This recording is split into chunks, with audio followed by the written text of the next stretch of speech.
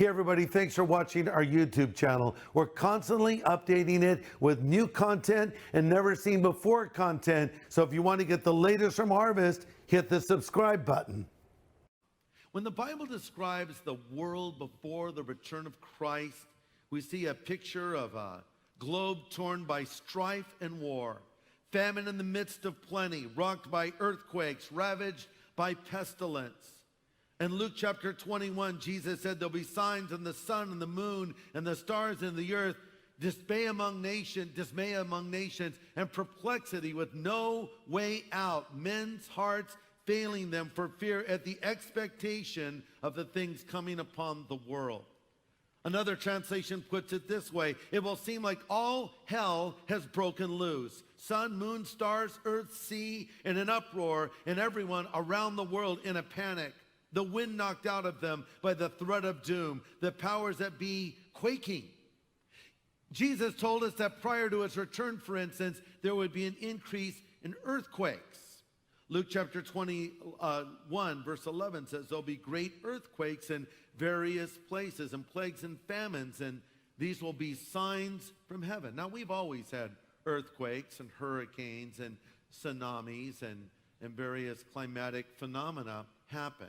But yet the Bible specifically goes on the record, if you will, to say there will be an increase in earthquakes prior to the return of Christ. You know, it's interesting that according to the U.S. Geological Society, they say earthquakes are increasing. For the past 5 decades, every decade has seen an increase in the number of earthquakes, and they pointed out not just minor ones, but earthquakes that could be accurately described as killer quakes. For instance, in 2008, 69,000 people died in an earthquake in China.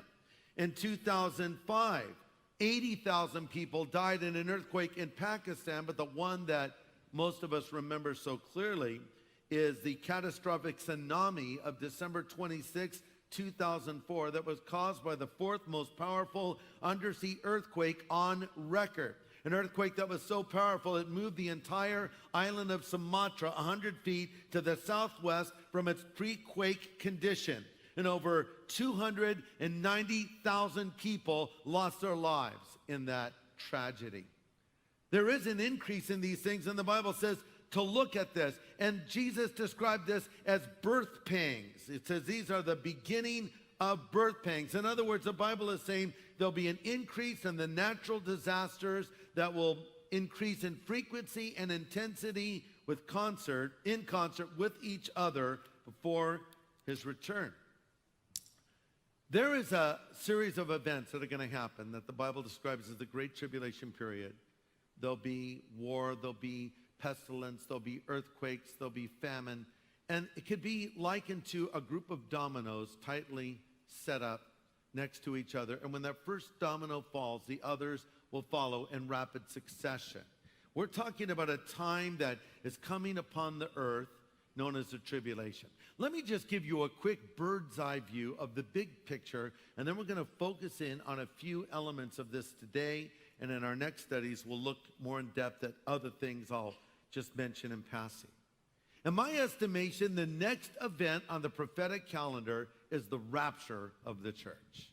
That is spoken of in 1 Thessalonians 4 when it says that the Lord will descend from heaven with a shout, with the voice of the archangel and the trump of God. The dead in Christ shall rise first, and we which are alive and remaining shall be caught up together with them in the clouds to meet the Lord in the air. We're told that it's going to be in a moment, in the twinkling of an eye. Jesus described it this way: 2 will be working in a field, 1 will be taken and the other left. 2 will be in a bed, 1 will be taken and the other left. This is where we are caught up to meet the Lord in the air. This is where Jesus says he will come like a thief in the night. This is not the same as the second coming. That happens later, where every eye will see him. The rapture. Either right before this or right after, it seems to me that a large force to the north of Israel, identified in the Bible as Magog, will attack her.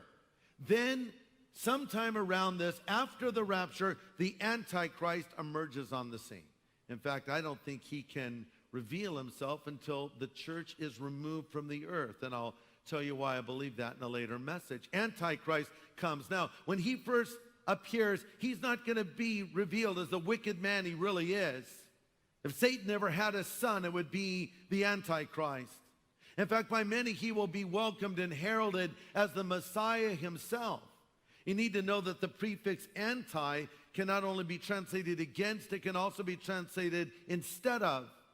And because he'll be a man of peace, because he'll come with global and economic solutions, doing away with the currency that we have today, and no one can buy or sell without his mark. Because he will get the Jews and the Arab nation to sign a peace treaty, and because he will build the Jewish temple for the Jewish people, he will be welcomed as Messiah. Many religious Jews today believe that when their Messiah comes, he will rebuild their temple. They don't believe Jesus was the Messiah. They believe their Messiah will bring peace and rebuild the temple. Two specific things the Bible says Antichrist himself will do. But then midway in the tribulation period, the beast or the Antichrist commits what Jesus describes as the Abomination of Desolation.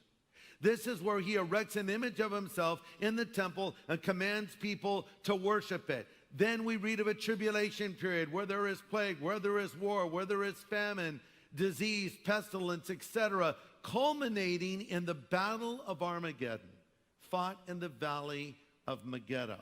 Then Christ himself comes out of the heavens and returns to the earth. This is an open, visible, global event that everyone will see. Now, where are you and I in all of this?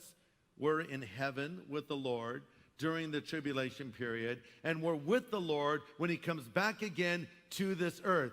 Then the millennial reign of Christ begins, also called the Millennium. Millennium means 1,000. The 1,000-year reign of Christ where Satan is chained. Then Satan is released from his pit for a short time. He engages in a final rebellion. He's cast into the lake of fire, and the New Jerusalem comes down from heaven to the earth, and effectively heaven and earth become one.